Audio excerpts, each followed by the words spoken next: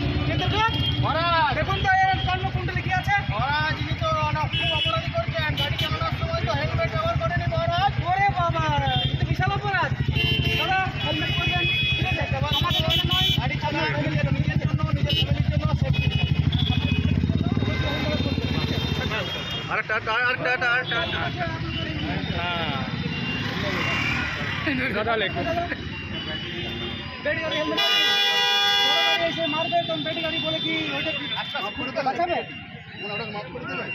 कैसे अपने ढाका में बेटी गाड़ी मारबे ना गाड़ी में चाचा हम चाबी आनছি हम कैमरा हम चाचा का चाबी आनছি खतर रख के लेखा देखा देखा दादा ए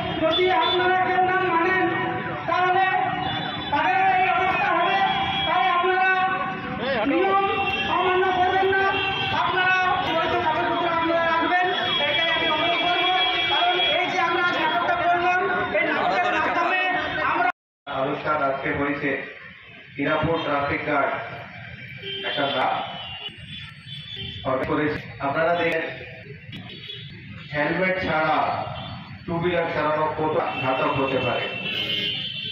বিশেষ করে আমরা যে বিষয়টাকে দেখছি 85-90% যদি অ্যাক্সিডেন্ট হয় টু হুইলারে হেলমেট না থাকলে আর হেলমেটের যে স্ট্র্যাপ আছে ওটা বেঁধে না থাকলে মানুষ বাঁচে না।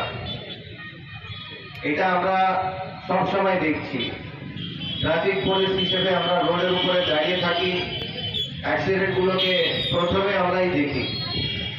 আর অ্যাক্সিডেন্ট হলে আমাদের অফিসার স্টাফ ওনারা ফার্স্ট রেসপন্ডার হিসেবে অ্যাক্সিডেন্ট স্পটের কাছে যান আর ওখানে যে পথ দুর্ঘটনার ভিকটিম আছে ওকে তুলে হসপিটাল নিয়ে যান।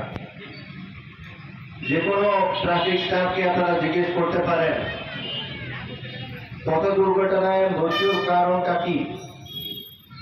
প্রথম কারণ বিশেষ করে টু হুইলার চালকের ক্ষেত্রে হেলমেট না পরা, আর যদি হেলমেট পরে থাকে তো যে স্ট্র্যাপ আছে স্ট্র্যাপটাকে ঠিক মতো বেঁধে না থাকা।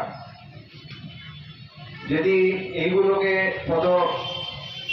টু হুইলার চালকরা মনে রাখতে পারে তো অনেকটাই দুর্ঘটনা থেকে আর একটা জিনিস, দুর্ঘটনা হয়ে যাওয়ার পর যদি বেঁচেও যায়, আমরা অনেক সময় দেখেছি ও ভেজিটেটিভ স্টেট যে বলে কি জিন্দা লাশের মতো ও গোটা জীবন নিজের ফ্যামিলির উপরে একটা বোঝের মতো থেকে যায়। তো আমি সবাইকে অ্যাপিল করছি কি ট্রাফিক রুল মেনে চলুন। আর আজকে এই প্রোগ্রামের মাধ্যমে আমরা আপনাদের কাছে